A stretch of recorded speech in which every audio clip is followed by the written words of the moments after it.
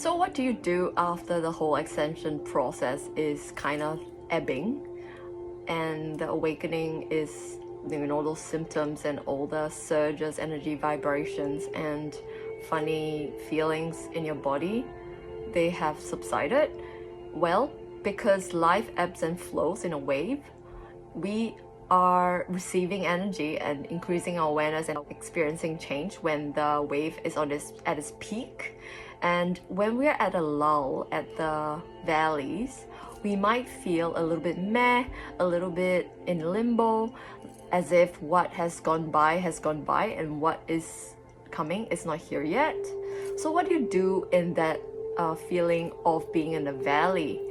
Well, the thing is, the body actually adapts to change by trying to handle it, trying to deal with it, trying to reason. And this is actually done by the ego, and the ego comes to help us to save the day and help us to manage the feelings and help us to try to feel better in a moment. And the thing is, the ego is our 3D response. It's what anchors us on earth, which is important because we are earth dwelling people and beings. So we are multi-dimensional, yes, but we also live in a 3D, and that is how it is. So it's okay, ego, you do what you do, because we don't have to listen to it all the time. We manage our ego, we rule the ego, in ideally speaking. And what happens when we're at a lull moment is we sit with the feelings. We embrace the pause because it is there for a reason. It is there so that we can think about what has gone by, what have we experienced, and what it means for us. How can we utilize this to fulfill our purpose, to make our lives better, to make us happy, so our cup runs over, so it can nourish everybody.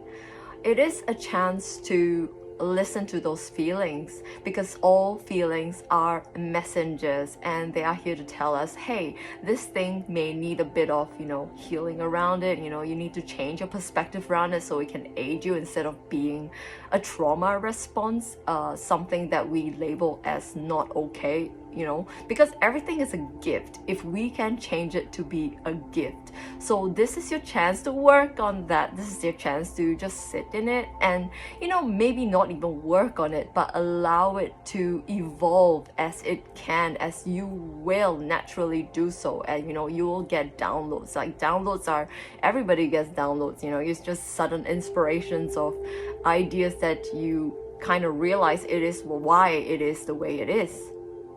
And so this lull moment enables us to do all that, and thus integrate all the new experiences we have experienced through the awakening and ascension process, and we allow it to become what it needs to become, so that we can embody it and live the change that we have experienced. And with this embodiment, we can settle into a new way of being, which is what is going to be coming towards us. So this is a chance. It's not a meh, it's not a limbo, okay? It is more like a accepting and receiving of information, making sense of it, so that we can utilize it, we can let it live through us, we can embody it, we can live it out, and do what we need to do, And what is also relevant is the Buddhist koan, chop wood and carry water. So relevant, because after ascension, it's the same thing. Life doesn't change, it's the same thing. You still need to do what you want to do, make yourself happy, responsibilities, whatnot, whatever brings you joy, whatever floats your boat. The thing is, with chop wood and carry water, this is done with increased awareness, because what awakening and ascension has given us is an increased perception. We are more aware of things, we are more conscious, we are remembering who we are before the ego is like, this is dangerous, this is scary, oh no, this is change, stop. This is the ego speaking, and the ego will try to manage things by throwing at us the worst case scenarios, all the fears, all the triggers coming up. And that's the ego saying, this is important, listen. And you can just say, no, ego, not today. We are going to feel good. We are going to choose a better thought. We are going to choose different actions. We are going to choose a different perspective that allows us to flow with life and intermingle and co-create with the universal energies that surround us. And the lull is also a chance for us to experience peace in actually not receiving the information. The easing up of the information coming is the peace that we can embrace and choose to relax in, because we float with life, we flow with life. Ideally speaking, we flow with life and let life flow through us. So there's no forcing, there's no planning and intending to do things a certain way with expected outcomes. We can set an intention, but we can't control the outcomes. Do you know what I mean? Like, it's gonna happen the way it needs to happen. And generally speaking, things do happen better than if we planned it out. And this increased awareness also allows us to be more aware of the ego.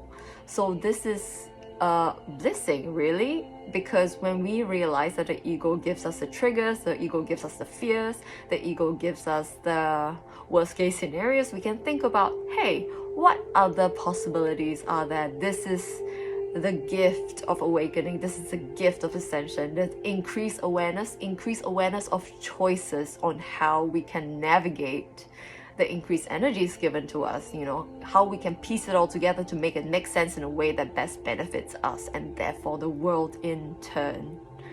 So the awakening process, what to do is to, yes, sit in the feelings, let it flow through you, let it integrate, and then embody it so that you can make use of it. And I have never talked about the awakening process except for this time.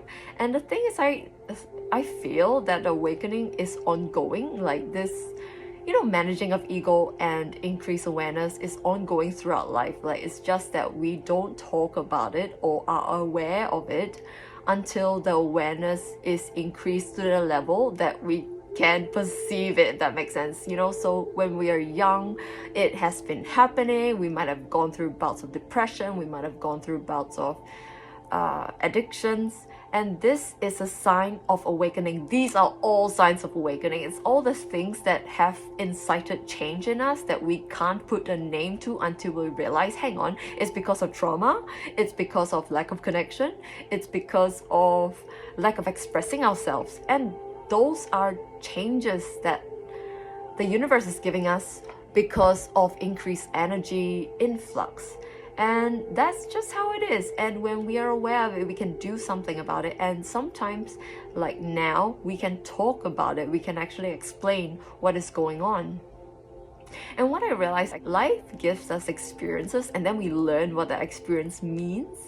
And this is part of it. This is the thing of it. So if you're here listening, I truly appreciate you, because we're in some way on the same kind of resonant level of awareness. So, I'm glad to see you here. So maybe this will make what happened in the past make sense a little bit more, like why all the experiences you have experienced has brought about where you are right now. Like, everything has a reason, everything is connected. There is a link to all these discrete experiences that we have in life. And it is like, it's just a milestone, this ascension process. It is a milestone. Just understand that the ascension process and awakening process is a milestone. It is not a one-off thing. It is always happening. It's just that now we know what it is. We can talk about it. We can think about it. We can make it mean something else that actually helps us.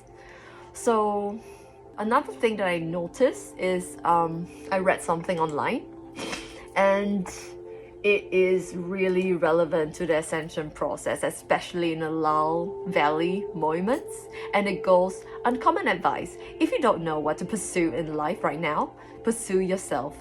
Pursue becoming the healthiest, happiest, most healed, most present, most confident version of yourself, and then the right path will reveal itself. So it is kind of saying what I've been saying, just chop wood, carry water, do your thing, do life as it comes along towards you, and then let the path reveal itself. And that is how you move through the ascension process and awakening process.